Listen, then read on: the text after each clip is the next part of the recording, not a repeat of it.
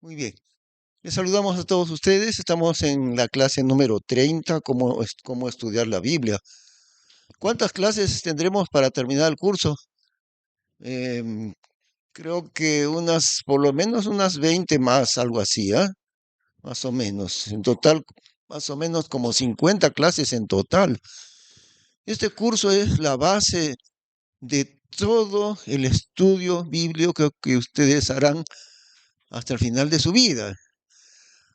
Eh, No puede haber principios más importantes que estos. Ustedes están poniendo el fundamento, el cimiento del estudio de la Biblia. Es acá, en este curso. Por eso nos demoramos, no estamos corriendo. Por eso estamos con paciencia avanzando, con profundidad. ¿Ve? Bueno, vamos a orar. Gracias, Señor Padre Santo, por estos momentos de clase que nos llenan de mucho gozo al entender tu palabra, al entrar en ella, Señor, al comprender que tu palabra es eterna, que su validez siempre es actual, nunca pasa su frescura, su validez, su alimento para nosotros. Vivimos en base a ella, a tu palabra, Señor, y en la eternidad continuaremos con ella también, con tu palabra escrita. Te damos las gracias, Señor bendito, en el nombre de Cristo Jesús. Amén.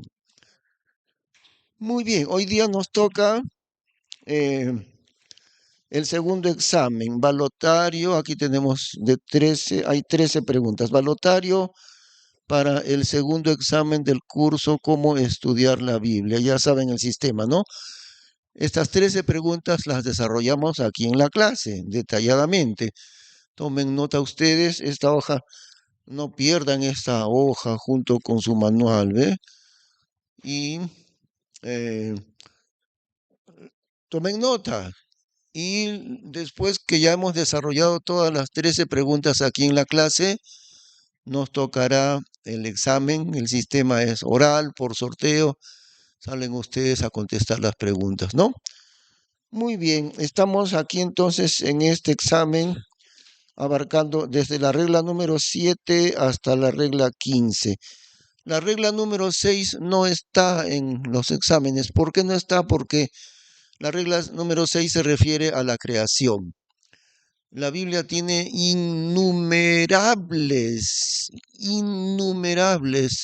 enseñanzas divinas comparando con la creación.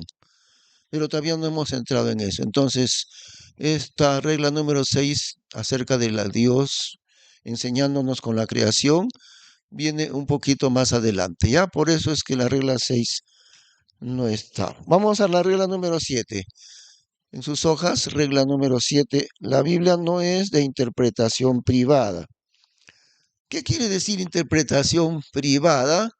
Significa la interpretación de cada uno, la interpretación diferente que cada uno podría hacerle, ¿no? Hermana Verónica, no sé si te di el manual, sí, sí, ¿no? Sí, te da el manual, ¿no? Ya.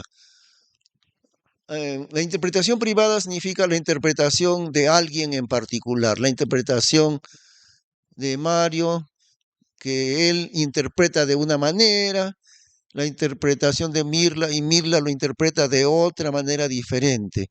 Eso se llama interpretación privada. Pero en realidad hay una sola interpretación correcta. Siempre, miren, siempre, siempre, en todos los casos en la Biblia, la interpretación no es privada, la interpretación tuya, la interpretación mía, la interpretación de él, no. ¿Cuál es la interpretación correcta? ¿Cuál es, hermano Galindo? La del Espíritu Santo. Entonces la clave es encontrar cómo interpreto yo, no. ¿Cómo interpretas tú? Tampoco. ¿Cómo interpreta el Espíritu Santo mismo lo que ahí está escrito? ¿Cómo encontramos la interpretación del Espíritu Santo? Comparando la Biblia, eso, comparando la escritura con la escritura. Esa es la clave de todo, ¿ve? Comparando la escritura con la escritura. Hay una herramienta muy importante para esto de comparar la escritura con la escritura, es la concordancia. Hace unos como 30, 40 años atrás, la concordancia bíblica era un volumen más grueso que la misma Biblia, y como el doble, el triple de la misma Biblia era la concordancia impresa. Hoy en día no hace falta la concordancia impresa. Dios mismo ha permitido el avance de las computadoras y del celular. Zambuyale.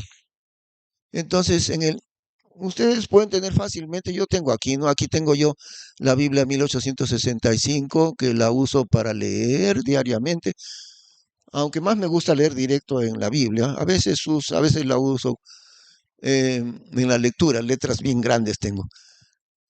La concordancia la tengo aquí, tanto en la computadora como aquí tengo la concordancia. Entonces, en este trabajo de comparar la escritura con la escritura es muy útil la concordancia.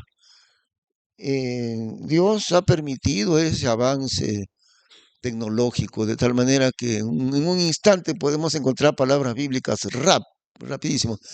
Alessio,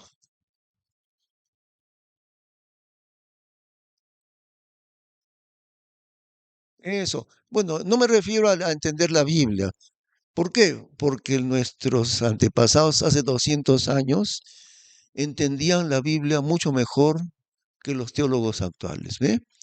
No me refiero al avance de la ciencia para entender la Biblia. Más bien es al revés. La ciencia al hombre le impide entender la Biblia, la misma ciencia, porque lo llena de orgullo al hombre. Me refiero a la concordancia de la Biblia, a eso me refiero. Em, por ejemplo, tú, Alessio, buscas una palabra, serpiente, por ejemplo, pongo ahí la palabra serpiente en la concordancia. Y la concordancia me dice, en todos estos versículos está la palabra serpiente. En Génesis, en Números, en Apocalipsis, la concordancia me da todos los versículos donde aparece la palabra serpiente, ¿ve? Eso es la concordancia, eso es como un índice de palabras, eso es. Pero la Biblia es extensa, son casi 1200 capítulos tiene la Biblia, es extensa, entonces el índice de palabras, eso es pues, ¿no? La concordancia. Es muy útil, muy necesario esta concordancia, es facilísimo de usar. Ahí yo la tengo, como lo digo, en el celular, es increíble, ¿no? Cómo Dios permite que avance la tecnología. Igual fue cuando se inventó la imprenta. Antes de la imprenta los libros eran copiados a mano y en los años antes de 1500 Dios permitió la invención de la imprenta y ahora la Biblia circuló millones de ejemplares en el mundo entero por medio de la imprenta. Y antes eso no se podía, todo era copiado a mano. Esos avances tecnológicos son que Dios los ha permitido. La concordancia, el índice de palabras en la Biblia es muy útil para esto en cuanto a la regla 7, ¿no? La interpretación del Espíritu Santo la encontramos comparando la escritura con la escritura. Pregunta número uno, hasta las preguntas están en rojo. Pregunta número uno. A ver, Alessio, ¿qué dice la pregunta número uno?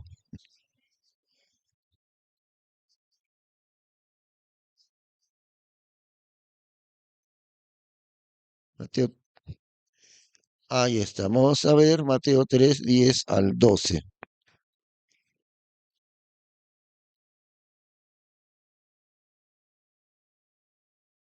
Bueno, hay un corito que antes, bueno, hasta ahora, aunque ya los coros antiguos ya no los cantan, pero miren, había una parte de un coro evangélico que decía, fuego, fuego, la iglesia pide fuego. Hermano querido, pide tú también, ¿no? Pide fuego de Dios. Pero queremos entender, según la misma Biblia, qué significa el fuego. El fuego se interpreta con un significado. Entonces, ¿qué quiere decir el fuego dentro de la Biblia? Eso vamos a verlo. Mateo 3, del 10 al 12. Ahí dice lo siguiente. Son palabras de Juan el Bautista, ¿no? Ahora ya también la hacha está puesta a la raíz de los árboles, y todo árbol que no hace buen fruto es cortado y echado en el fuego. Yo a la verdad os bautizo en agua para arrepentimiento, mas el que viene en pos de mí más poderoso es que yo, los zapatos del cual yo no soy digno de llevar. Él os bautizará con Espíritu Santo y fuego.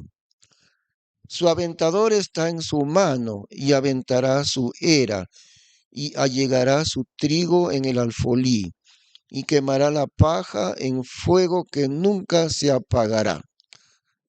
Ahora, hay una confusión bien grande en cuanto al significado del fuego dentro de las iglesias, ¿no? Como digo, ese corito dice, fuego, fuego, la iglesia pide fuego. Hermano querido, pide tú también. Así dice, pide fuego, ¿no? Pero ¿cuál es la interpretación del fuego en la Biblia? Por eso estudiamos aquí para encontrar. Entonces la confusión está en el versículo 11 al final. Juan el Bautista dice, Él los bautizará, o sea, el Señor Jesús, Él los bautizará con Espíritu Santo y fuego. Entonces ahí está donde dicen, queremos el fuego del Espíritu Santo. Eso dicen, ¿no? Danos el fuego. Pero cuidado un ratito, por eso aprendemos en este curso cómo estudiar, cómo entender la Biblia, porque el fuego es algo que asusta en realidad, miren, ¿ah? Vayamos empezando con el versículo 11. Nos habla de que el hacha a la raíz de los árboles. Y todo árbol que no hace buen fruto, ¿qué sucede? Es cortado y echado en el fuego. Entonces, desde ahí nomás ya cuidado con pedir fuego de Dios, porque está pidiendo que nos mate Dios en el fuego. ¿Eh? Todo árbol de no buen fruto es cortado y echado en el fuego. Ahora Juan el Bautista sigue diciendo, yo les bautizo en agua, ¿no? Pero el Señor Jesús, al final del versículo, Él os bautizará con Espíritu Santo y fuego. Entonces hay que aclarar esto, que Él los bautizará de una de las dos maneras. Si creen en Él, serán bautizados con el Espíritu Santo. Si no creen en Él, serán bautizados con fuego. ¿Por qué? ¿Qué quiere decir bautizar? En el griego, de donde viene el Nuevo Testamento, bautizar significa sumergir. Exactamente, sumergir. Por eso bautizar a alguien es sumergirlo, ¿no? En el agua, en el bautismo. Muy bien. Así que el bautizar significa con exactitud sumergir. Y Juan el Bautista dice acerca del Señor Jesús, Él los bautizará en Espíritu Santo y fuego. Es decir, en uno de los dos quiere decir. Los que creen en Cristo serán bautizados con el Espíritu Santo, es decir, serán sumergidos, el creyente será sumergido en el Espíritu Santo al creer en Cristo. Pero el que no cree, ¿qué sucederá con él? Será sumergido en el fuego. Ahora, una vez más, comparando la escritura con la escritura, ¿ve? Vamos a Apocalipsis, a Revelación, que es lo mismo, Apocalipsis y Revelación es lo mismo. Vamos al capítulo 20 de Apocalipsis.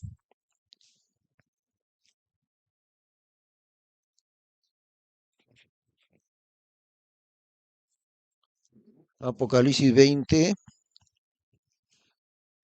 versículo 10. Y el diablo que los engañaba fue lanzado en el lago de fuego y azufre, donde está la bestia y el falso profeta, y serán atormentados día y noche para siempre jamás. ¿Qué palabra usa para el fuego? O sea, para el infierno, lago, un lago de fuego. O sea, es como fuego líquido. En realidad es como fuego líquido, ¿ven? De nuevo lo dice en el versículo 14. Y la muerte y el infierno fueron lanzados. ¿En dónde? En el lago de fuego. Esta es la muerte segunda. Verso 15. Y el que no fue hallado escrito en el libro de la vida fue lanzado. ¿En dónde? En el. Ah, mira, y fue lanzado en dónde? En el lago de fuego. Hermano Luis Galindo, le voy a dar un consejito. Un consejo hasta de un conejo, ¿no? Mire, cuando yo le cuento esto, Cuando yo entré como pastor por primera vez, hace años, fuimos a una obra misionera de aquí en la zona de Buenos Aires, arriba, ¿no? Y cuando los primeros cultos estaba yo, había un hermano allí, hasta ahora está ahí. El hermano, en el momento de culto, se paseaba, caminaba de adelante, atrás, y yo como no tenía confianza con ellos, recién después de varias semanas me animé a preguntarle, hermano, ¿y por qué usted a la hora del culto se pasea por aquí y por atrás? Es que me duermo, me dijo. Para no dormirme, mejor camino. Mientras usted está predicando, yo camino. Ya no me duermo. Caminando no me duermo. Porque si me siento ahí, seguro me duermo. Entonces, de repente, si usted quiere caminar, hermano, sería magnífico. ¿Sí? Ah, ah. O sea que si usted cierra los ojos, no es que está dormido. Ah, ya, ya, yo pensé. Ah, bueno. Ya entendí, ya entendí. Ya. Entonces, ¿qué nos dice Revelación 20? ¿Qué cosa es el infierno? Alessio, ¿qué es el infierno? ¿Qué dice ahí? ¿Ah? Lago. Y el lago es algo líquido, ¿no? O sea, como fuego líquido. Entonces, ¿qué dice Juan el Bautista en Mateo 3? Volvamos a Mateo capítulo 3. Ujú. Él los bautizará, o sea, os sumergirá. Al creyente lo sumergirá en el Espíritu Santo y al incrédulo, ¿en dónde lo sumergirá? En el lago de fuego. En el lago de fuego será sumergido el incrédulo. ¿Ve? Ese es el mal entendimiento que han tenido muchos en cuanto al fuego. Mateo 3. Sí, así. Así, lo que hemos leído Apocalipsis. Será lanzado en el lago de fuego y azufre, sí. Volvemos a Mateo 3.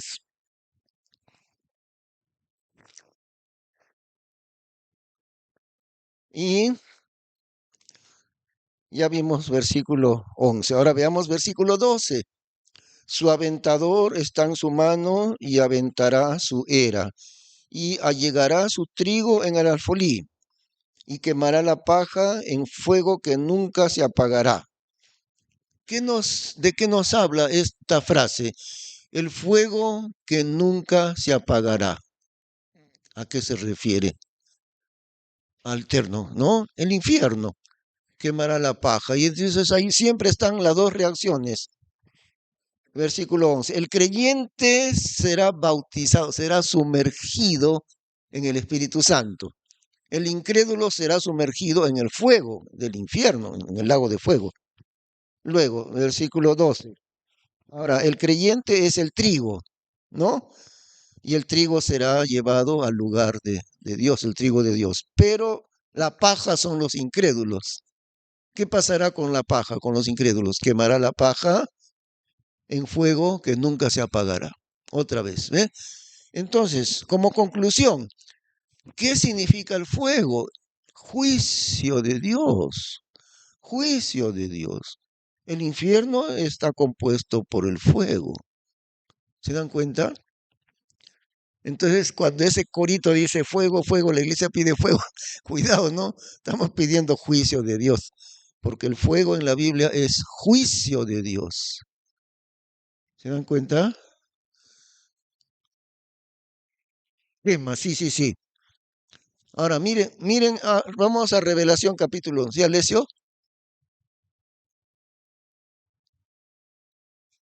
Ah,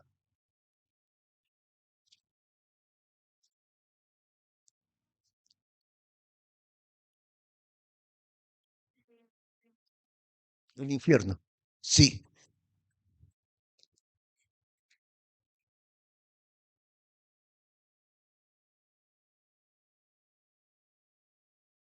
Allá, que no podía apagar. Jeremías dice, ¿no? Jeremías, el profeta, dice, quise callarme, pero no pude callarme. Quise dejar la palabra de Dios y callarme, y no pude, porque había un fuego dentro de mí. Efectivamente, tiene un significado un poquito distinto, ¿no? Pero siempre está relacionado con el juicio de Dios. Y cuando Dios dice, no es mi palabra como fuego y como martillo que quebranta la piedra, ¿ve? Igual, y esas palabras son de Jeremías. A Jeremías se lo dice Dios, no es mi palabra como fuego y como el martillo que quebranta la piedra. Es decir, la palabra predicada de Dios conlleva ese juicio de Dios, pero también ese perdón de Dios, ambas cosas, ¿ve? Ese es el fuego de la palabra de Dios, el juicio, pero al mismo tiempo la misericordia de Dios. Revelación 1, Apocalipsis 1.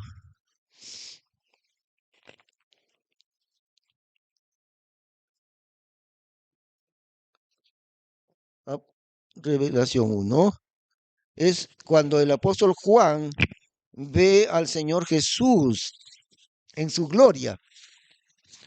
Él ve un poco de la gloria divina del Señor Jesús. Revelación 1, versículo 12. Y volvíme para ver la voz que hablaba conmigo, y vuelto vi 7 candelabros de oro, y en medio de los 7 candelabros de oro, uno semejante al Hijo del Hombre, el Señor Jesús, pues, ¿no? Vestido de una ropa que llegaba hasta los pies y ceñido con una cinta de oro por los pechos. Y su cabeza y sus cabellos eran blancos como la lana blanca, tan blancos como la nieve, y sus ojos como llama de fuego, sus ojos como llama de fuego, el juicio de Dios, que está muy relacionado, el juicio de Dios está muy relacionado con la santidad de Dios. Miren, cuando yo era niño estaba en educación primaria, que eso ha sido hace casi 60 años atrás, si el hermano Luis también igual, ¿no? 60 años atrás en la educación primaria. Los maestros con una mirada nomás a uno lo dejaban quietecito. A veces yo estaba jugando ahí agachado, de repente me da cuenta que el maestro me estaba mirando. Yo miraba la cara del maestro y me daba miedo solamente su cara y sus ojos, solamente con mirar sus ojos. Y de miedo me quedaba quietecito. Aquí me va a pasar algo, decía yo, ¿no? Aquí me va a pasar algo. Con su mirada nada más. Y miren cómo es la mirada del Señor Jesús, sus ojos como llama de fuego, el juicio de Dios, eso expresan los ojos del Señor Jesús. De manera que, como conclusión, ¿no? ¿Qué significa el fuego en la Biblia? ¿Qué significa, Lesio, el fuego en la Biblia? Bueno, sí, pero en general, en términos más generales, el juicio de Dios, el juicio de Dios, eso es el fuego. Recordemos el holocausto, ¿no? Sí, sí, sí, la pregunta uno, sí. Ajá. Ahora, acabamos de desarrollar esa pregunta. Esta misma explicación, usted si le toca esa pregunta en el examen, al que le toca tiene que explicarlo, así como hemos explicado ahorita, ¿ve? Ah, mi- mire, una sugerencia. Esto va a estar en YouTube, como siempre. Lo pueden repasar, ¿ya? Yo voy a tratar de subirlo mañana mismo, lo voy a subir y, bueno, depende si acabamos hoy día. Si acabamos ahora, el examen es al otro martes. Mm. Sí, Alessio,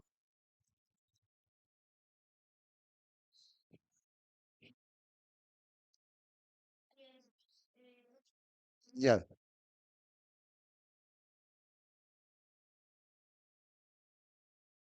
Así, sí, es el juicio de Dios. Humo subió de su nariz y de su boca fuego consumidor, es cierto.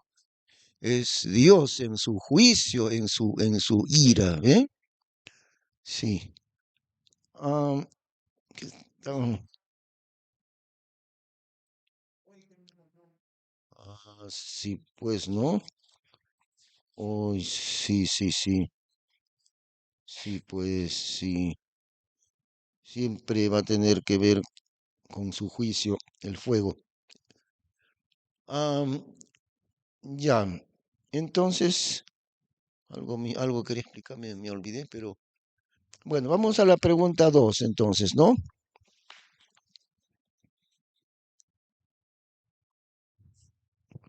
Sí.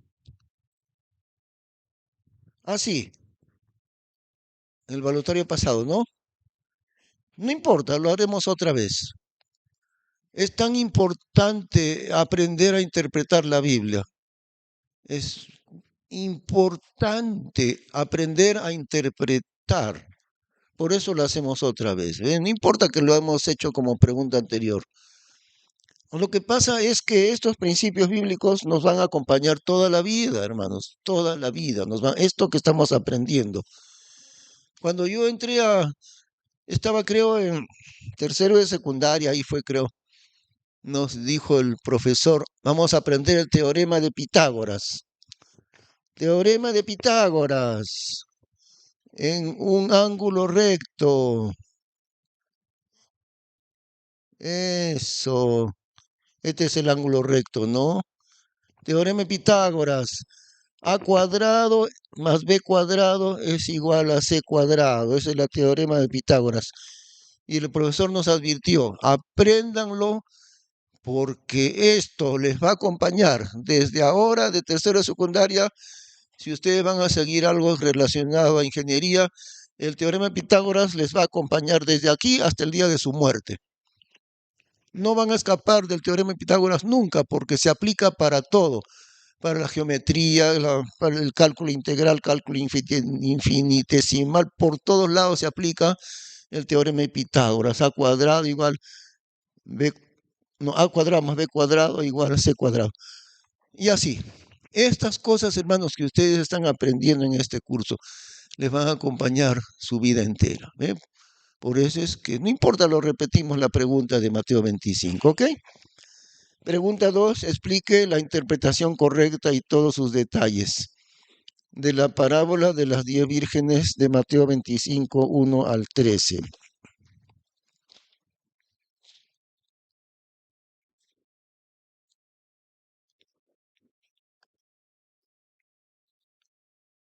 Muy bien, aquí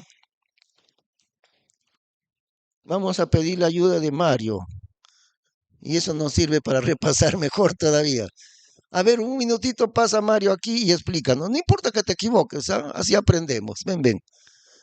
No importa que te equivoques. Con la Biblia, parábola de las 10 vírgenes, Mateo 25, 1 al 13. Sí, sí, sí. Ajá. No importa, yo te ayudo. Lo que no puedas. Perdón, me dijo Mateo 25. Mateo 25, 1 al...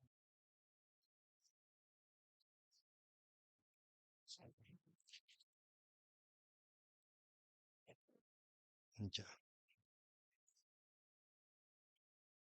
Dice, entonces el reino de los cielos, perdón,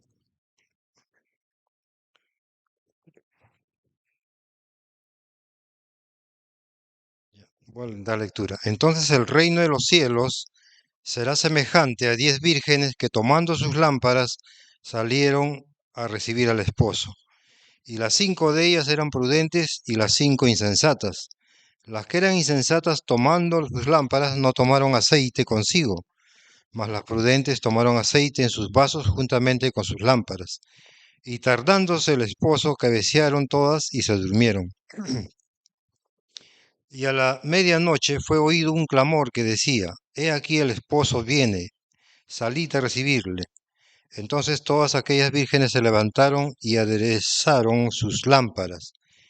Y las insensatas dijeron a las prudentes, Dadnos de vuestro aceite, porque nuestras lámparas se apagan. Mas las prudentes respondieron diciendo, Porque no nos falte a nosotras y a vosotras, id antes a los que venden y comprad para vosotras. E idas ellas a comprar vino el esposo, y las que estaban apercibidas entraron con él a las bodas y se cerró la puerta. Y después vinieron también las otras vírgenes diciendo, Señor, Señor, ábrenos. Mas respondiendo él dijo, de cierto os digo que no os conozco. ¿Hasta qué verso es, pastor? 13. Velad pues, porque no sabéis el día ni la hora en la cual el Hijo del Hombre ha de venir. O en todo caso, pregunta. Ya. Ah, sí, sí. Ya, sí. 10 vírgenes. Cinco vírgenes prudentes. Sí. Y 5 insensatas. Cinco vírgenes insensatas. Otros elementos para interpretar, ¿no? Las lámparas.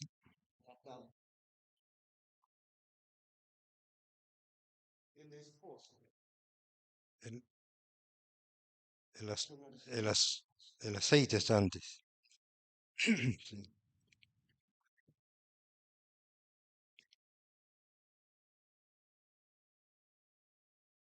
Ahora si viene el esposo. Ya, entonces ahí. ¿Qué cuadro de qué? La parábola es un cuadro de qué, de qué cosa. Y ahí una ayudita para que sigas explicando.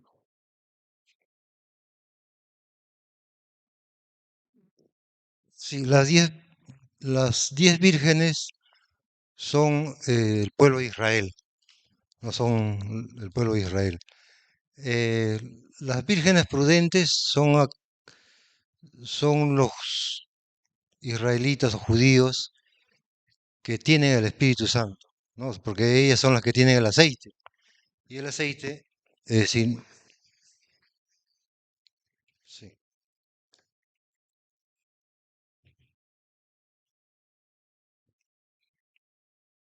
vírgenes prudentes,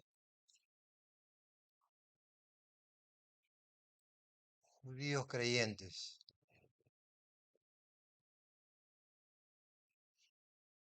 Vírgenes insensatas son los judíos incrédulos.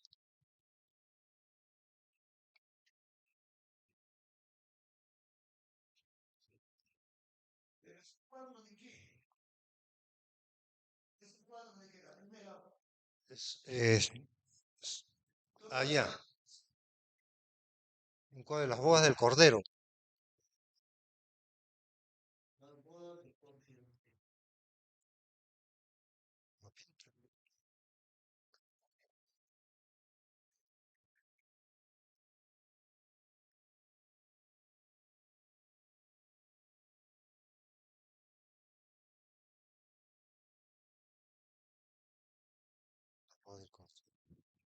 Ya. Sí. Toma. ¿Y por qué no es la iglesia? Las vírgenes, ¿por qué no son la iglesia? Porque el libro de Mateo está dirigido a los judíos, ¿no? Y no habla de la iglesia el libro de Mateo, ¿no? Y el cual justamente se refiere a la nación de Israel, ¿no? Eh, las, las lámparas, no me acuerdo bien, las lámparas son, mm, bueno, el esposo es Jesús, a ver, ya me acuerdo. El esposo es el Señor Jesús.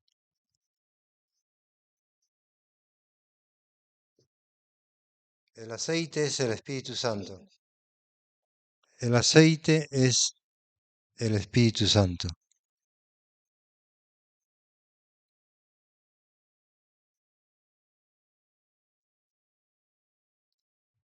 Las lámparas, se me olvidó. Ah, es la palabra de Dios, ¿no? Es la palabra de Dios. La lámpara.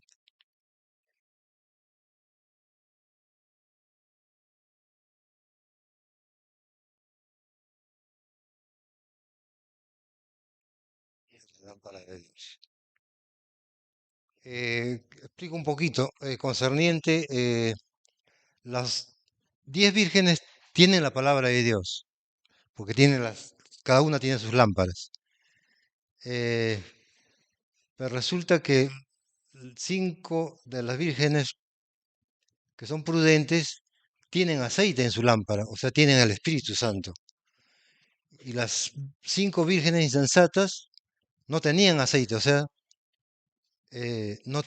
no tenían el Espíritu Santo, ¿no? Es por eso que no entran a, a la boda del Cordero. Allá es, sí, la iglesia, de hecho que está ahí, porque si está el esposo es porque está la esposa, no, solo que no se le menciona, pero ya se sobreentiende de que está ahí la esposa, que es la iglesia, ¿no? Pero Cristo y la iglesia, exacto. ¿Cuándo es el casamiento de Cristo y la iglesia? Sí. ¿Qué hace ¿Qué hace la Virgen Ya, son los invitados, ¿no? Que van que van a participar en las bodas del Cordero, exacto. Son la familia de Cristo, claro, claro, así es,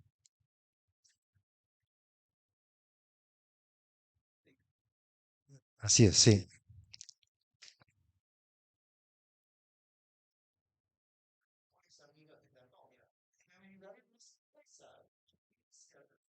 así es, pastor, sí,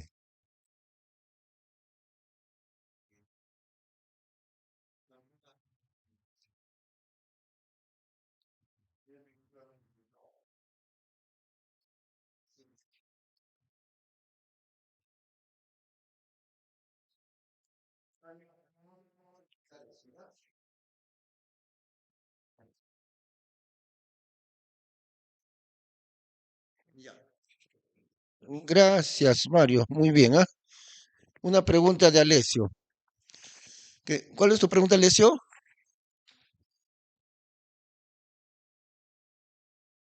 Ah, ya. Por esta razón, mira, Alessio, ve, por esta razón. En primer lugar, una pregunta de cajón que les voy a volver a preguntar varias veces más, otras veces más. ¿Cuál es lo primero que debemos saber al estudiar cualquier pasaje de la Biblia? ¿Qué es lo primero que debemos saber? Hermano Beto, ¿qué es lo primero que necesitamos saber al estudiar cualquier punto de la Biblia? ¿Qué necesitamos saber? ¿Ah? ¿El contexto de qué? Del libro, el contexto del libro. Si estamos en Ezequiel, tenemos que saber el contexto de Ezequiel. Si estamos en Mateo, tenemos que saber el contexto de Mateo. Y aquí estamos en Mateo. Entonces, primera pregunta, importantísima, antes de estudiar un versículo. ¿Cuál es el contexto? Si estamos en Mateo, ¿cuál es el contexto de Mateo? ¿Recuerdas, Fernando, cuál es el contexto de Mateo?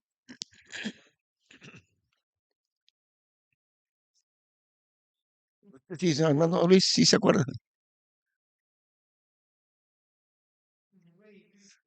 Jesús como rey de los judíos, ¿ve? Y su tema no está relacionado para nada con la iglesia. El tema de Mateo no es la iglesia, es el reino de Israel. Jesús, el rey de Israel. Entonces, mira, Lesio, para que vayas entendiendo, ¿no? El tema de Mateo, estamos en Mateo 25, el tema de Mateo no es la iglesia, sino el reino de Israel. Otra explicación más, Alesio. En Mateo 24 y 25, esos dos capítulos está ubicado en la tribulación, en el tiempo de la tribulación. ¿En qué tiempo se producirán las bodas del Cordero? Al final de la tribulación.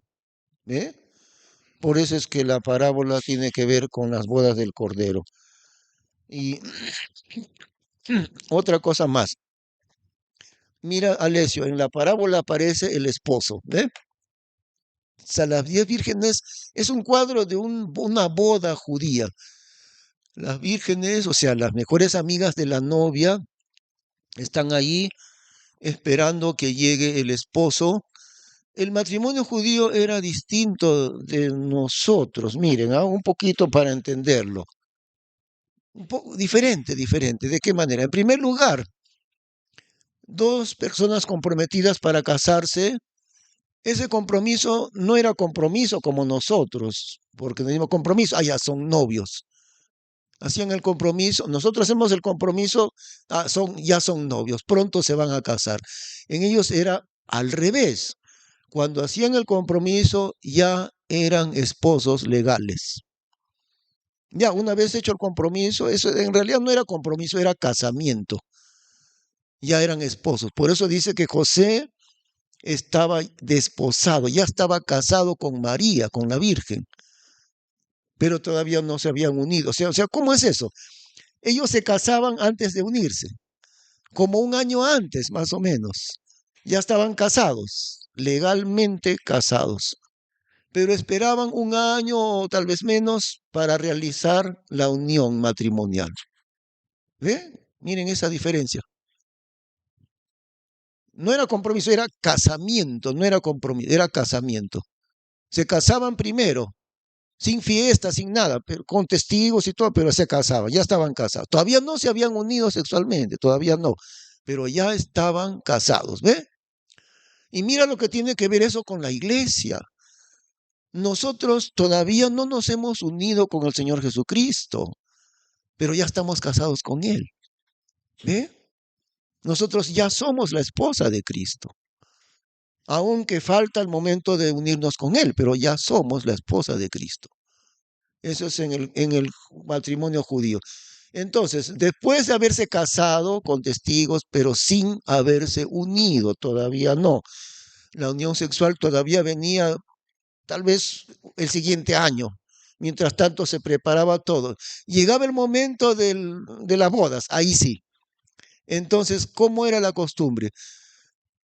Las amigas de la novia desfilaban, ellas acompañando a la novia, las vírgenes desfilaban con la novia desde la casa de sus padres, por toda la calle iban, y la multitud también, ¿no? Iban marchando con ella hasta la nueva casa que iba a ser la casa de los nuevos esposos, ¿no? Le acompañaban a ella hasta la nueva casa. Los varones, amigos del novio, lo sacaban a él, lo acompañaban de la casa de sus padres a su nueva casa matrimonial. Entonces, entraban ahí ambos, él y ella. Luego se retiraban, los amigos del novio se retiraban a otro lugar donde iba a ser la fiesta. Y ahí esperaban, las mujeres también, las amigas de la novia también se retiraban y esperaban en el local de la fiesta, porque los nuevos esposos, bueno, ya eran esposos desde el año anterior, pero los contrayentes entraban a su nueva casa y allí se consumaba el matrimonio, o sea, allí se unían sexualmente, ¿no? Por primera vez. Eso era la consumación de su matrimonio. Como digo, ¿no? Las amigas de la novia le acompañaban a ella por la calle, desde su casa hasta su nuevo hogar, la casa de sus padres hasta su nuevo, y los varones igual, de la casa de los padres de él hasta su nuevo hogar, y los dejaban ahí como encerrados, digamos así. Entonces, esperaban varias horas. Y ahí están los dos pajaritos, ¿no? En su luna de miel. Y ya después de varias horas, recién venían los dos esposos, que ya eran su matrimonio consumado, digamos, recién. Entonces, venían ellos dos a la fiesta, al local de la fiesta. Por eso dice que las vírgenes, miren, leamos, versículo 1, 25:1. Entonces el reino de los cielos será semejante a 10 vírgenes que tomando sus lámparas, ¿qué dice? Salieron a recibir al esposo. Ahora, ellos no sabían cuántas horas pasarían los dos pajaritos ahí, no sabían, simplemente esperaban varias horas. Eh, no, en ese caso no, porque recordemos, en el caso de Isaac no existía la nación de Israel todavía, ¿ve? Solamente era Abraham y Isaac su hijo, no existía la nación todavía. Y a esa costumbre surgió cuando Israel ya era un país, una nación. Entonces, como digo, no pasaban varias horas y los invitados de la fiesta estaban en el local donde iba a ser la fiesta. esperando pacientemente hasta que termine su primera luna de miel ellos, y salían muy contentos los dos esposos, venían al local de la fiesta recién. A eso se refiere, salieron a recibir al esposo. Y a la medianoche, miren, versículo 5, y tardándose el esposo, cabecearon todas y se durmieron. Las mejores amigas de la novia, o sea, las vírgenes, están esperando en el local de la fiesta, pero como demora mucho el esposo, se duermen ellas, ¿no? ¿Eh? Y a la medianoche fue oído un clamor que decía, he aquí el esposo viene, salid a recibirle. Ya llega, ya llega. Empieza la fiesta, ¿ve? Por eso es la parábola. Ya viene, no sabían en qué momento, varias horas esperando y se durmieron. Es el cuadro de un casamiento judío. Y el esposo viene con la esposa, con la iglesia. No es, la iglesia no se le menciona aquí. No es necesario que se menciona porque comparando la Biblia con la Biblia ya sabemos, ¿no? El esposo es Cristo, es indudable. Y la única esposa de Cristo es la iglesia. Israel no es la esposa de Cristo, es la familia de Cristo, pero no la esposa. La esposa de Cristo es la iglesia. Entonces en las bodas del Cordero, ¿no? Ya, y una vez que se ha unido Cristo con su iglesia, vienen a la celebración, a la fiesta. Y ahí Israel está esperando, tanto los judíos creyentes como los judíos incrédulos. Pero los judíos incrédulos no logran entrar porque no tienen aceite, no han creído, son incrédulos, no tienen el Espíritu Santo. Hasta ahora, claro. Pero los judíos creyentes entran a las bodas, ellos sí. ¿Eh? Es un cuadro de las bodas del Cordero. Por eso Alessio, ¿ve? Te decía, el esposo es Cristo, pero la esposa de Cristo no es Israel. ¿Ve? ¿Quién es la esposa de Cristo, Alessio? La iglesia, ¿ve? Por eso las vírgenes son las damas, las amigas de la novia, como el día de hoy, ¿no? En un casamiento actual igual. Generalmente la novia escoge sus mejores amigas y ellas vienen, ¿no? Son las damas que acompañan a la novia. Sí, sí,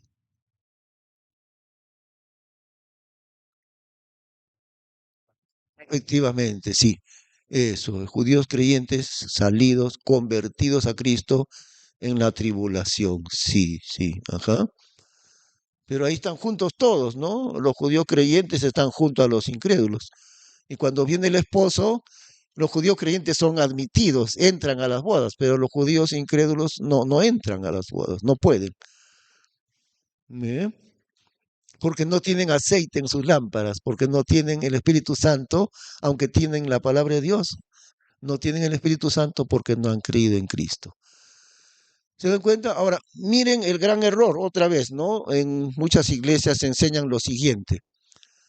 Las 5 vírgenes prudentes son los creyentes de la iglesia que son fieles al Señor. Y las 5 vírgenes insensatas son los hermanos en Cristo que no son fieles al Señor. Va a venir la tribulación y los creyentes en Cristo que son fieles son llevados con el Señor. Y los creyentes que no son fieles al Señor, los creyentes de la iglesia que no son fieles a Cristo, entonces no entrarán en el reino del Señor, se quedarán los creyentes infieles para sufrir la tribulación.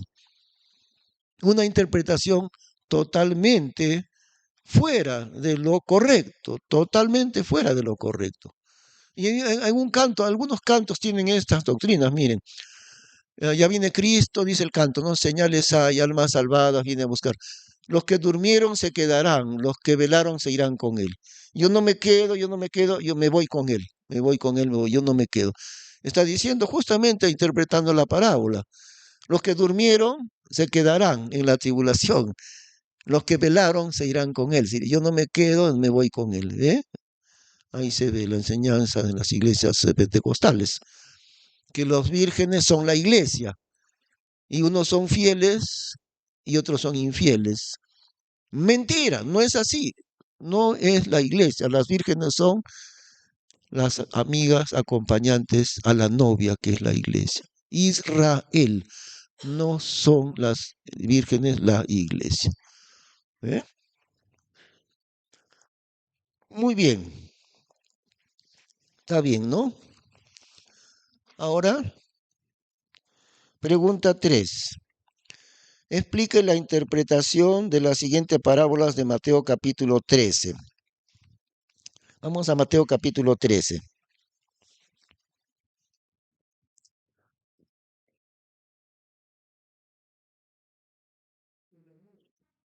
¿Ah? No, no estamos pidiendo interpretar todas las parábolas, solamente algunas. Explique la interpretación de las siguientes parábolas. Uno, el grano de mostaza, versos 31 y 32. Leemos, ¿no? Mateo 13, 31. Otra parábola les propuso diciendo, el reino de los cielos es semejante al grano de mostaza, que tomándolo alguno lo sembró en su campo, el cual a la verdad es el más pequeño de todas las simientes, mas cuando ha crecido es el mayor de todas las hortalizas, y se hace árbol, que vienen las aves del cielo y hacen nidos en sus ramas.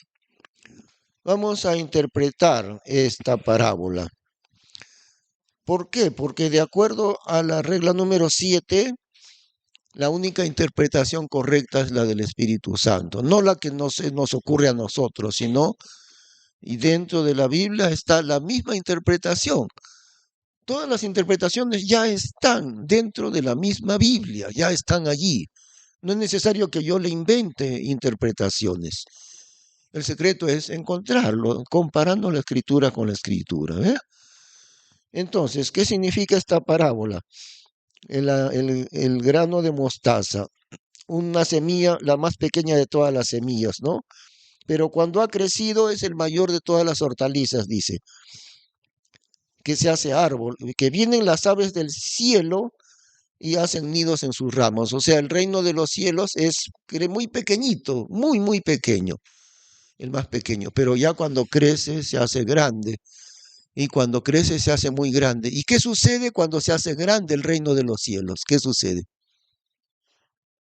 ¿Qué sucede, hermana Mirla? Cuando crece mucho el reino de los cielos.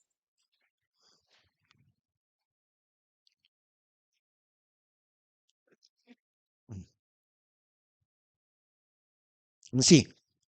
¿Qué más sucede cuando ya es grande? Ajá. Eso. El reino de los cielos ha crecido tanto, se ha hecho como árbol. ¿Qué sucede? Vienen las aves del cielo y hacen nidos en sus ramas. Entonces, la pregunta aquí es, ¿qué cosas son las aves del cielo? Esa es la pregunta. Ahora, dentro del mismo capítulo 13 está la parábola del sembrador. Y en la parábola del sembrador, el Señor Jesús mismo lo dice. Por ejemplo, las aves vinieron y se comieron la semilla que estaba en el camino. Y el Señor Jesús dice, el malo, el maligno, Satanás. Las aves representan a Satanás y a los demonios. Entonces el reino de los cielos crece tanto, vienen las aves. ¿Qué son? Eh, ¿Mensajeros de paz? No, son los demonios que hacen nido en las ramas de dónde? ¿Del mundo? No, hacen nido los demonios dentro de dónde? Dentro del reino de los cielos. Eso es asombroso. Allá, allá, eso es muy importante esa pregunta, Mirla, que has hecho, porque no hemos llegado a explicar ese punto todavía. Un poco más adelante, en este mismo curso, vamos a explicar la diferencia. Voy a borrar un poquito aquí para explicar, ¿ya? Muy buena tu pregunta, Mirla. ¿El reino de los cielos a qué se refiere?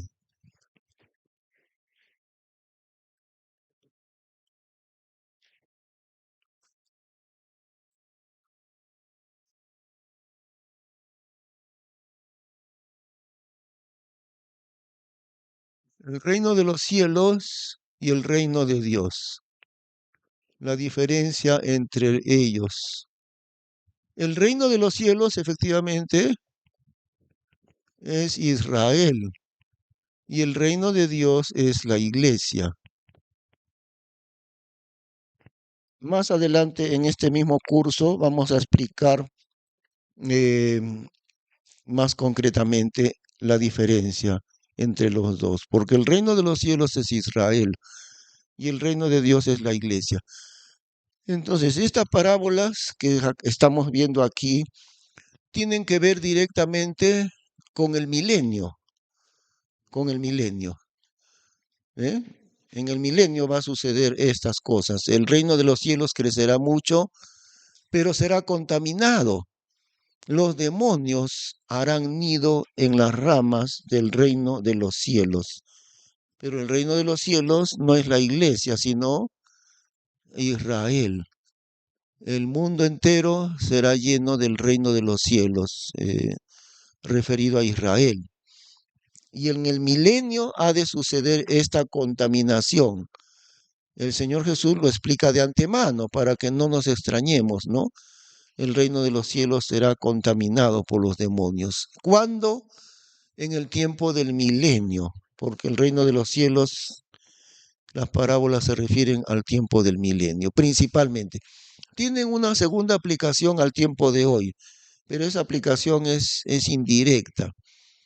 ¿Qué significa? Tiene una aplicación a la diferencia entre el cristianismo nominal y el cristianismo, los cristianos verdaderos.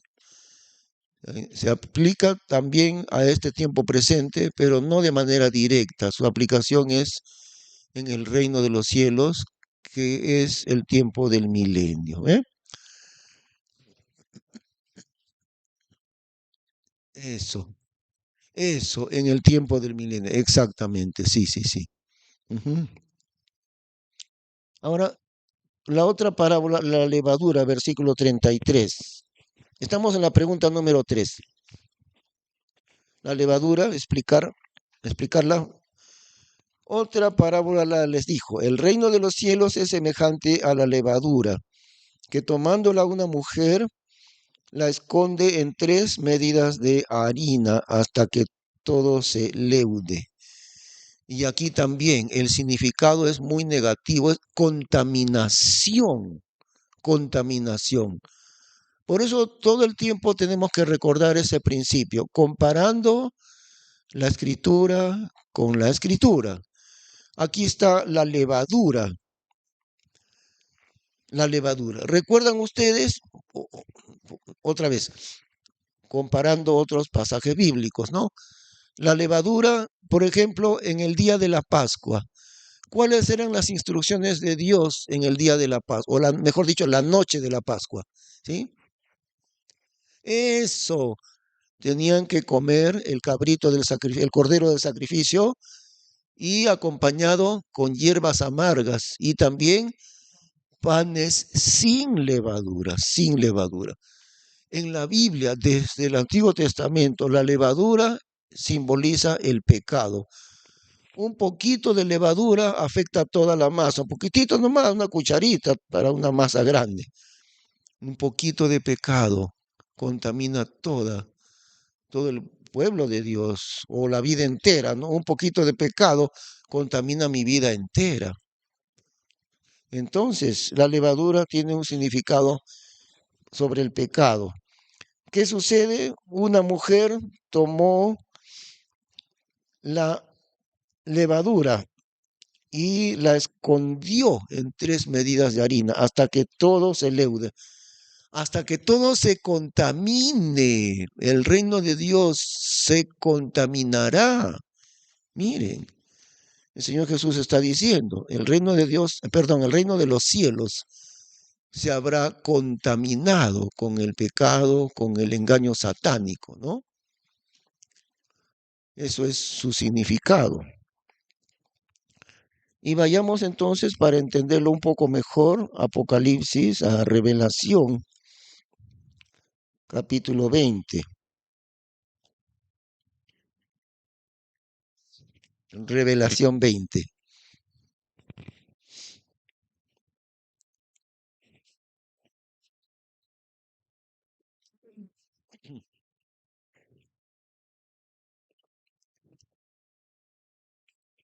En este capítulo se explica el milenio, el gobierno de Cristo de 1000 años, pero de una manera muy breve, muy sucinta.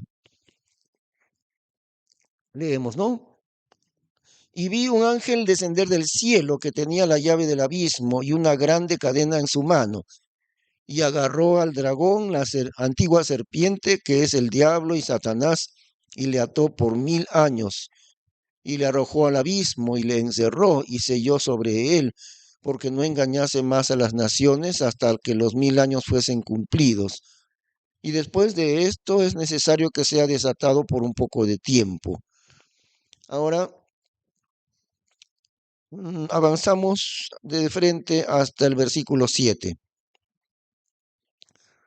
Y cuando los 1000 años fueren cumplidos, Satanás será suelto de su prisión y saldrá para engañar las naciones que están en las cuatro esquinas de la tierra, Gog y Magog, a fin de congregarlas para la batalla, el número de las cuales es como la arena de la mar.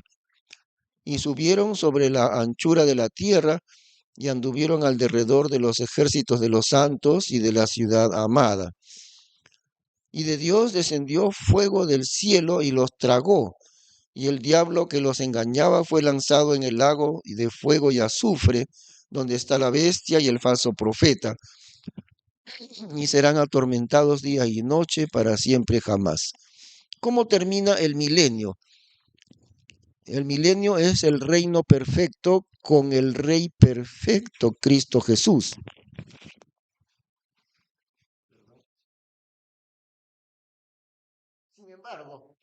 Sin embargo, a pesar de que es un reino perfecto, nunca más habrá guerra en esos 1000 años. No habrá guerra, no habrá pobreza.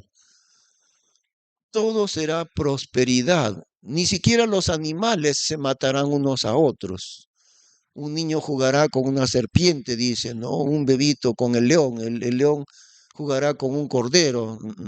Entonces será un reino perfecto con el Rey perfecto, Cristo Jesús. Con la iglesia reinando con el esposo, la iglesia es como la reina, la esposa del rey, y la familia del rey Israel. Y sin embargo, a pesar de ser un reino perfecto, el engaño satánico prosperará, aún así. Ahora, Satanás está atado por 1000 años, pero al terminar los 1000 años, Dios mismo lo suelta al diablo y Dios lo lanza al mundo para que engañe. ¿Y qué es lo que pasa? Todos los que no siguieron a Cristo de todo corazón se dejarán engañar por Satanás. Es por eso es que ahí nos habla de la contaminación del reino, la levadura. Las aves contaminarán el reino de los cielos. Satanás habrá logrado, miren el número de los cuales, fíjense, estamos en Apocalipsis 20, versículo 9, que dice al final, Gog y Magog, a fin de congregarlas para la batalla, el número de las cuales es como la arena de la mar. Se reúnen para querer destruir a la ciudad de Jerusalén y a la ciudad de los santos, donde está el campamento de los santos, en la ciudad amada, para querer destruir a la iglesia y a Israel, que son los que reinan sobre el mundo. Y Satanás habrá engañado a una enorme cantidad de personas en el mundo entero. Y se reúnen para deshacer, según ellos, ¿no? A Jerusalén. Así termina el reino de los cielos, así terminará con el engaño. Sí, Mirla. Rusia y sus aliados. Esos son Rusia y Turquía, varios países que siempre han estado, bueno, como acompañando a Rusia, como relacionados con aliados de Rusia, ¿no? Esos son, con toda claridad, no hay duda de eso. Gog y Magog es Rusia y sus países aliados. ¿Eh? Em, por eso es que Mateo 13 nos habla de toda esta contaminación, la contaminación del engaño. Y el Rey perfecto, Cristo Jesús, y su reino perfecto de paz, de prosperidad, de bendición. Y aún así, el hombre se deja engañar por Satanás. Por última vez en la historia, porque después de eso ya viene cielos nuevos y tierra nueva, ¿no? Eso demuestra la maldad del hombre. Aún reinando el Rey perfecto, el Hijo de Dios. Aún así, el hombre todavía se deja engañar por el engaño satánico. Bueno, entonces otra vez en Mateo 13, ¿no? El tesoro escondido, Mateo 13, versículo 44.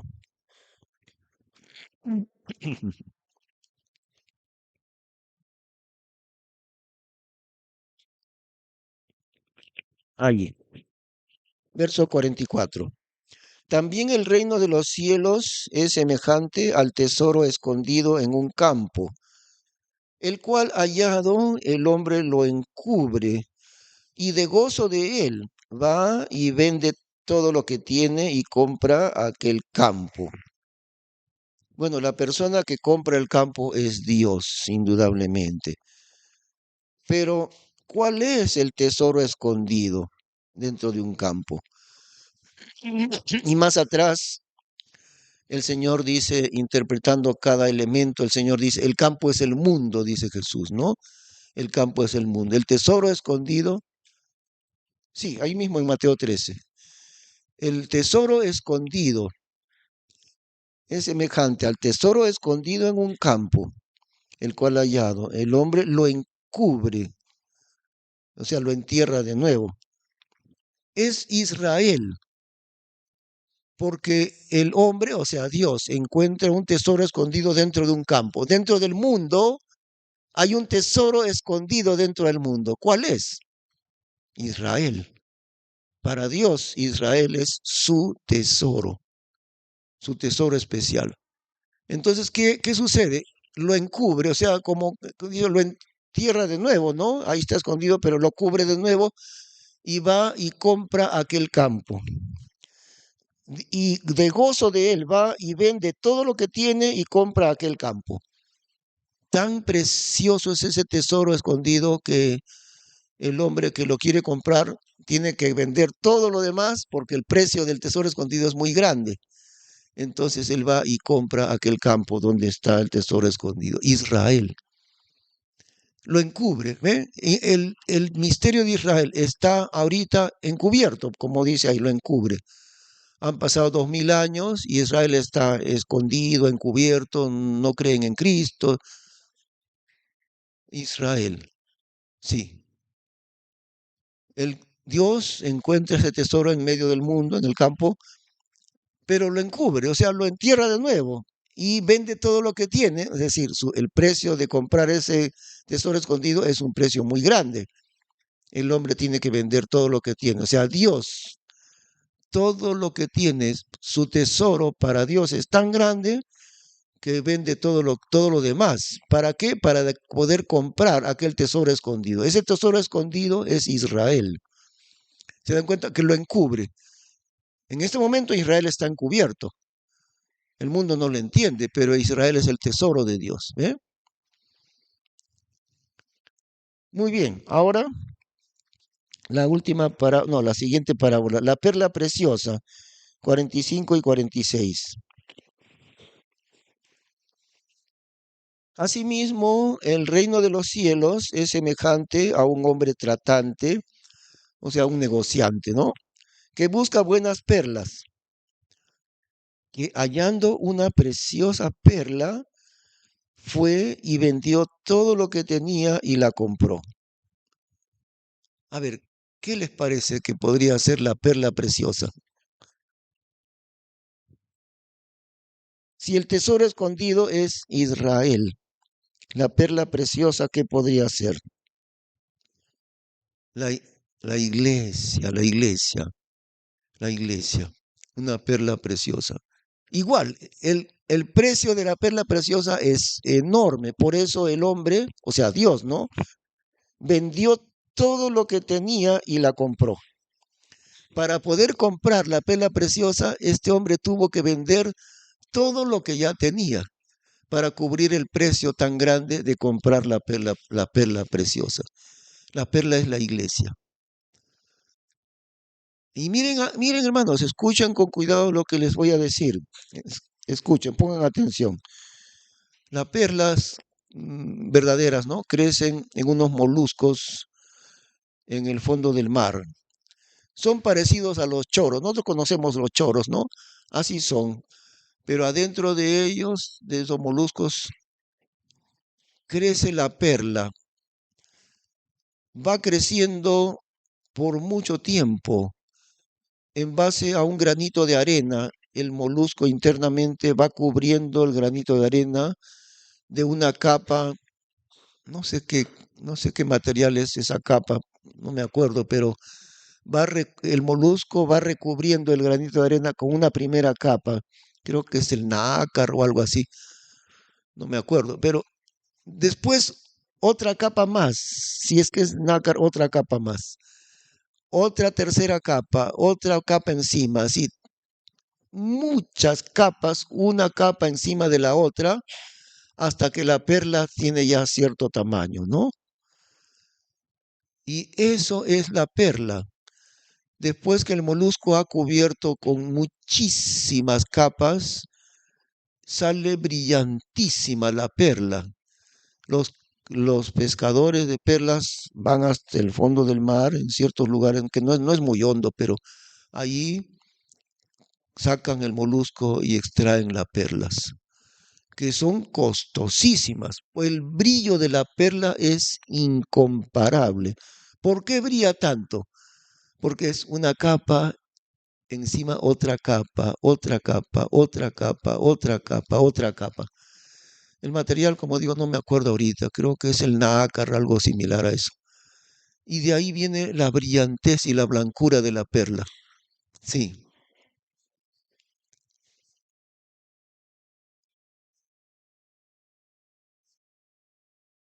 en realidad el molusco es como que encuentra un elemento extraño dentro de su cuerpo, un granito de arena, y como para protegerse lo va cubriendo el granito de arena, ¿no?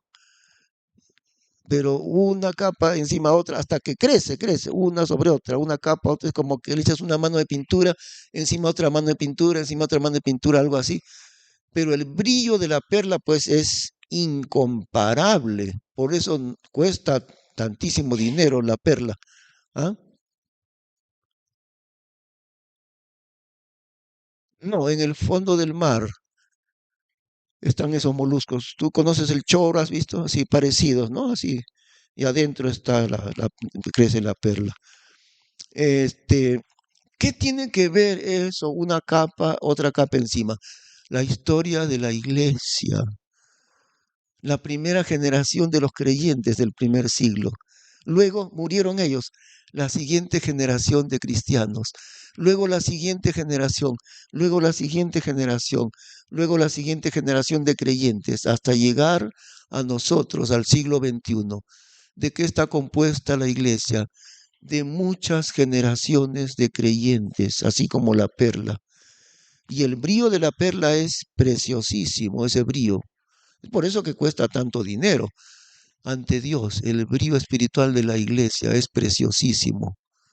Por eso está señalada como la perla, ¿no?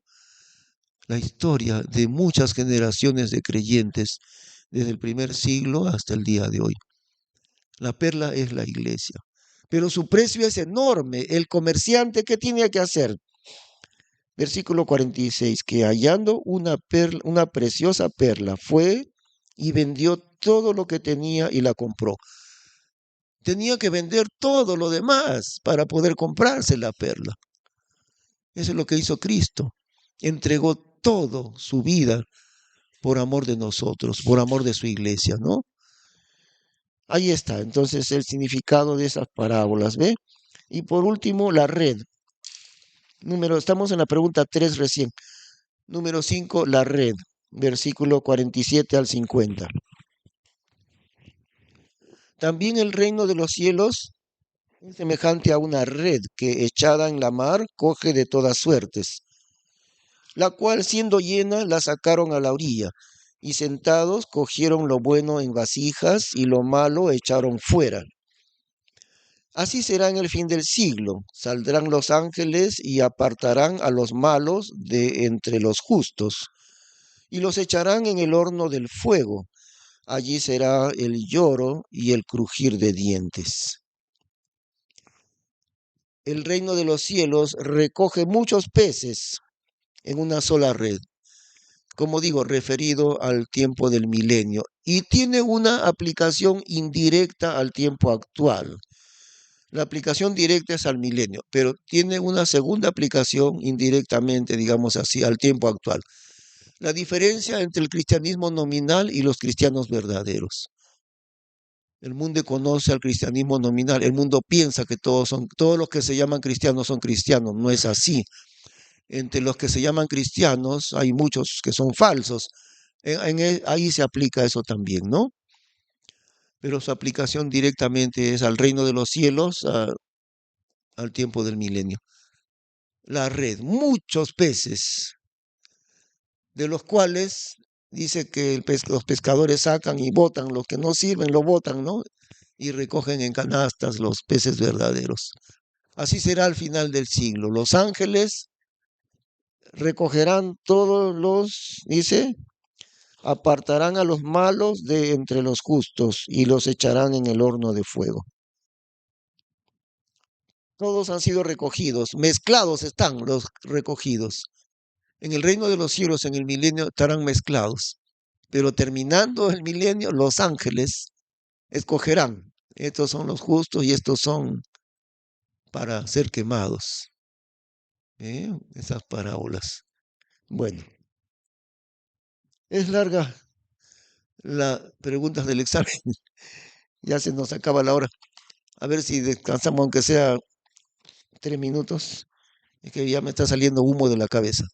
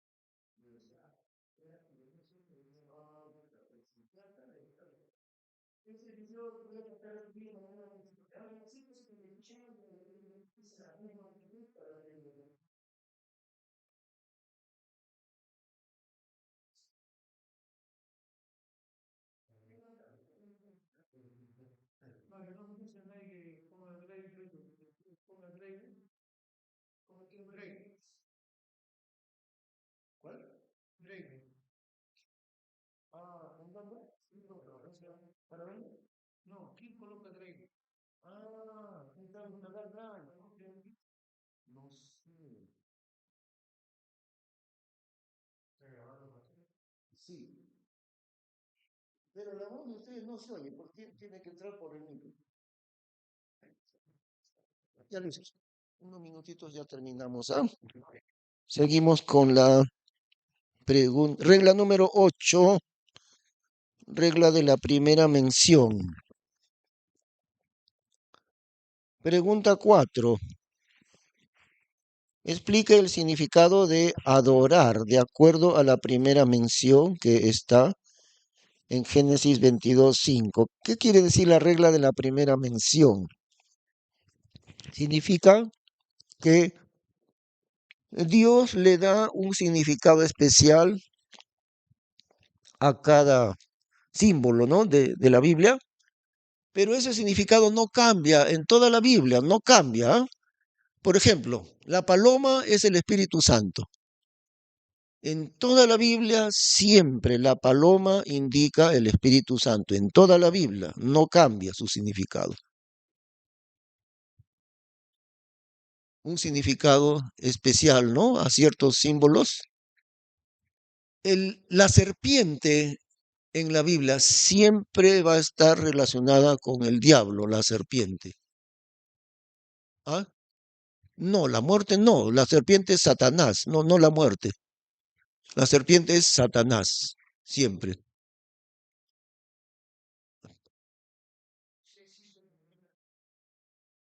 Así. Allá, miren, esa pregunta es muy interesante, ¿no?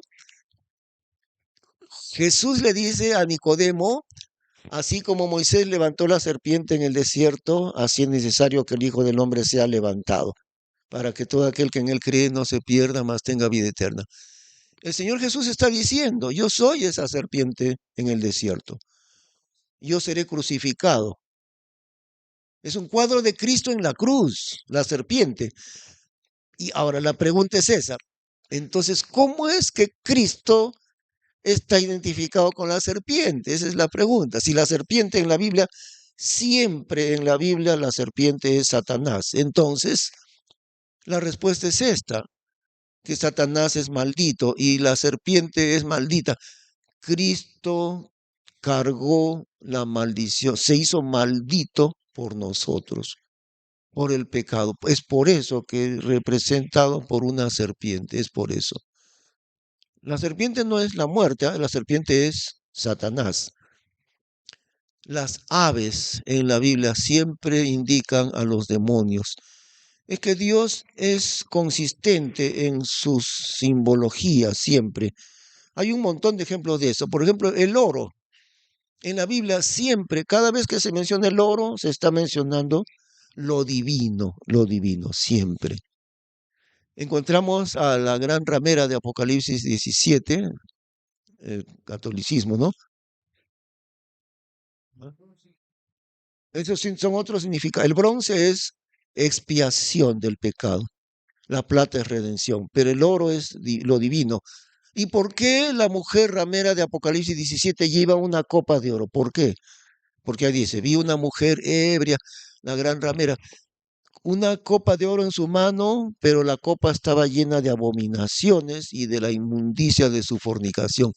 ¿Por qué la mujer ramera lleva una copa de oro si el oro es lo divino? Miren la sabiduría de Dios en esto.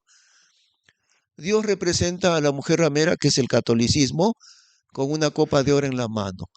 Es decir, el mundo ve así al catolicismo. El mundo lo ve al catolicismo como portadora de las cosas divinas. Por eso Dios lo representa con una copa de oro. El mundo cree que el catolicismo lleva las cosas de Dios en su mano, el oro, la copa de oro. Pero Lo que no ven es lo que hay dentro de la copa de oro, las abominaciones y las inmundicias de su fornicación, dentro de lo que aparentemente lleva las cosas de Dios, pero adentro está lleno de abominaciones. ¿Cómo es Dios tan sabio en eso, no? Entonces, esta regla número 8 tiene que ver con eso. Sí, pues son sepulcros como sepulcros, sí. La regla de la primera mención también se llama la consistencia de Dios. Dios utiliza significados simbólicos, pero esos significados no cambian, permanecen iguales dentro de toda la Biblia, ¿ve? Esos significados simbólicos. Pero muchas veces, la primera vez que Dios lo menciona, ahí está la clave para entender, en la primera vez. Aquí, pregunta 4. Explica el significado de adorar de acuerdo a la primera mención, Génesis 22:5.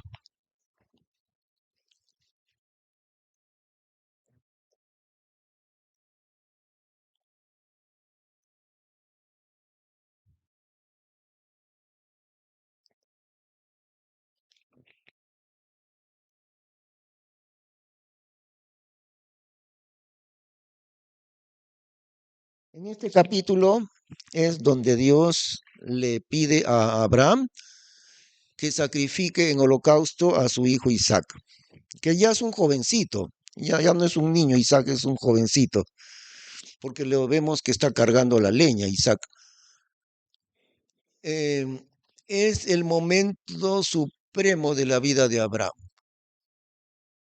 Abraham obedece a Dios inmediatamente. Es decir, al día siguiente, ese mismo día no podía porque tenía que viajar, pero al otro día madrugando. Y en el 22, versículo 5, versículo 5. Entonces dijo Abraham a sus mozos, esperaos aquí con el asno, y yo y el muchacho iremos hasta allí, al monte Moriah, ¿no? Iremos hasta allí y adoraremos y volveremos a vosotros. Abraham sabía que Isaac iba a morir, pero él no dijo volveré yo, porque mi hijo va a morir. Él dijo volveremos. Él sacó su cuenta y dijo yo lo voy a sacrificar, va a morir mi hijo y Dios me lo va a entregar vivo nuevamente. Dios me lo va a resucitar. Eso es lo que él entendió. Y yo y el muchacho iremos hasta allí y adoraremos y volveremos a... Esta es la primera mención de la palabra adorar. Es que hay mucha confusión en cuanto a la palabra adorar. Algunos dicen, hay dos tipos de música en la iglesia. Ese es un concepto equivocado de la música que hay actualmente. Dicen, dos tipos de música dentro de la iglesia. Uno es alabanza, el estilo de alabanza, y el otro estilo de adoración. Entonces, alabanza son las músicas rápidas, así movidas. Pero ya cuando ya va a venir la palabra de Dios, ponemos músicas suaves, ¿no? Como músicas más calmadas. Y esas músicas ya no son alabanza, son adoración. No puede estar más lejos de la verdad ese concepto, porque Dios define muchos principios bíblicos la primera vez que Dios lo menciona. Esta es la primera mención de adorar. Yo y el muchacho iremos allí y adoraremos, claro, a Dios, ¿no? Adoraremos y volveremos a vosotros. ¿Qué es lo que estaba haciendo Abraham? Estaba entregando todo a Dios, incluso la vida de su hijo.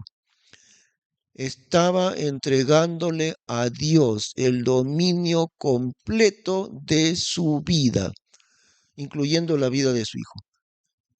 Quiere decir, ese es el concepto de adorar a Dios, entregarle a Dios el dominio completo de su vida. Por eso es tan importante la primera mención. Y esta es la primera mención de la palabra adorar.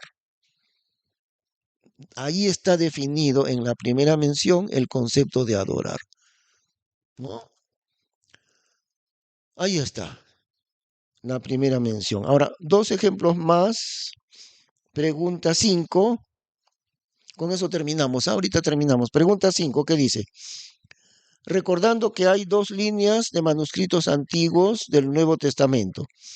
La línea fiel de Antioquía y la línea corrupta de Alejandría. Ubique y explique la primera mención de ambas ciudades en Hechos, Actos, capítulo 6, para entender cómo califica Dios mismo a cada una de ellas en la primera mención. Vamos entonces a Hechos, capítulo 6. Antioquía y Alejandría.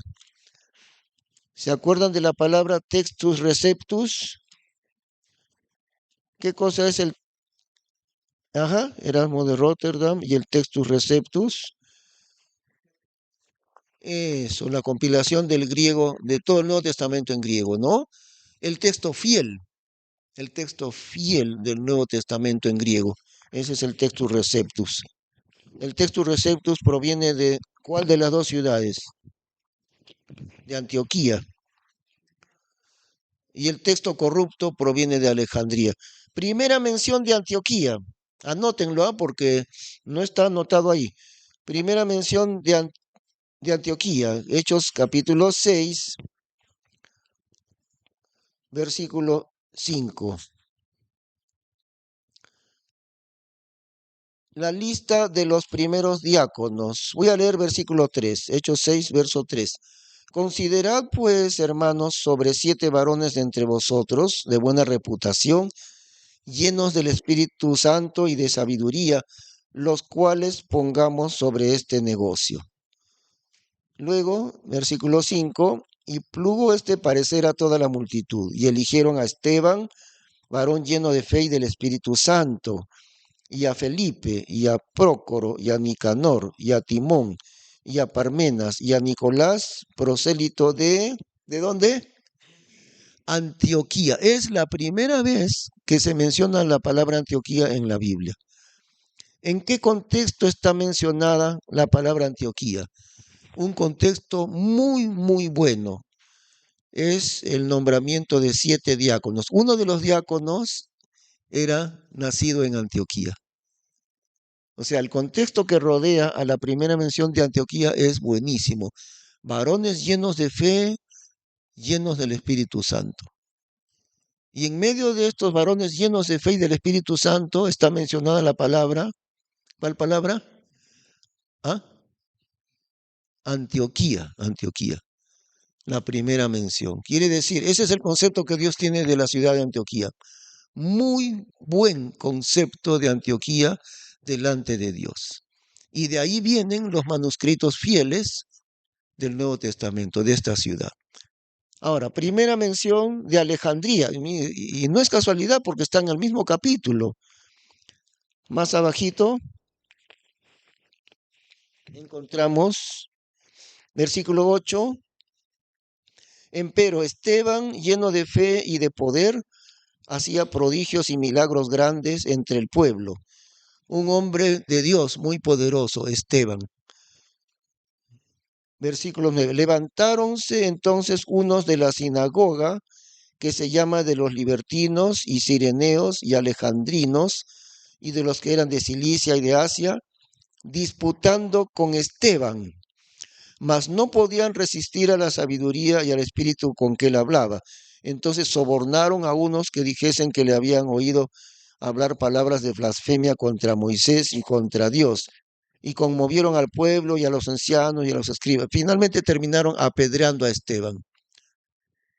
Esto es al revés. La primera mención de Alejandría es malísima. La palabra Alejandría está mencionada en un contexto. ¿Quiénes son estos varones? Los de Alejandría, uno de ellos, no, varios de ellos eran de Alejandría, alejandrinos, ¿ve? Enemigos de Cristo, enemigos de la palabra de Dios, queriendo matar a Esteban. Y lo mataron, lo apedrearon. ¿Se dan cuenta lo opuesto? Mientras los de Antioquía están varones llenos de fe y del Espíritu Santo. Los de Alejandría son enemigos mortales de la palabra de Dios. Ahí está. Por eso sabemos que los manuscritos corruptos de Alejandría porque Dios mismo ha puesto su testimonio. La primera mención de Antioquía es buenísima. La primera mención de Alejandría es terriblemente mala, porque de Alejandría eran los enemigos. Sí, sí, sí, toda esa línea de Westcott y Hort, sí. Ajá, sí, Alessio. En Egipto, hasta ahora. En la Antioquía es la iglesia de donde Pablo el apóstol salió, de ahí salió Pablo. Actualmente, si no me equivoco, es por la zona de Turquía, por ahí. Sí, sí, no me equivoco. Creo que es por Turquía o cerca de Turquía, ¿ven? Bueno, ahí terminamos. Miren cómo Dios es tan sabio en su palabra, ¿no? Por eso es el principio de la primera mención. Ahí están las dos ciudades opuestas. Los manuscritos de y Alejandría queda en ¿qué país? En Egipto. ¿Qué cosa es Egipto en la Biblia? Egipto es el mundo enemigo de Dios, enemigo del pueblo de Dios. Ese es el mundo. Y Alejandría queda en Egipto. ¿Eh? Por eso no es extraño que de Alejandría vinieron los manuscritos corruptos, los manuscritos adulterados, que las Biblias modernas usan esos manuscritos, ¿no? Muy bien, hemos avanzado solamente, tengo que marcar aquí, hemos avanzado solamente hasta la pregunta 5. Ajá. No, hay una cosa, hermanos, miren, miren, el examen lo vamos a hacer en dos partes. Al próximo martes, ustedes van a dar examen de la pregunta 1 hasta la pregunta 5, ¿ya? Y entonces, cuando ya terminen de dar su examen, yo explico de la pregunta 9 hasta la 15. Y al otro martes ustedes dan examen de la 9 a la 15, ¿ok?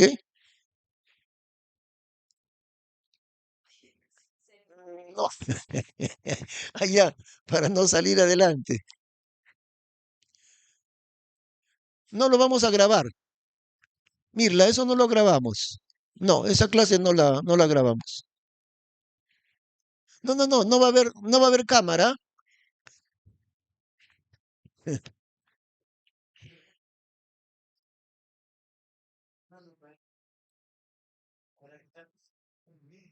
Sí, Fernando también va a dar sus preguntas.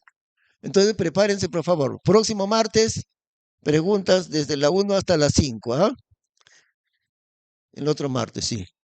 ¿Ah? Claro, pero ya hemos hecho hoy día, pues, de la 1 hasta la 5.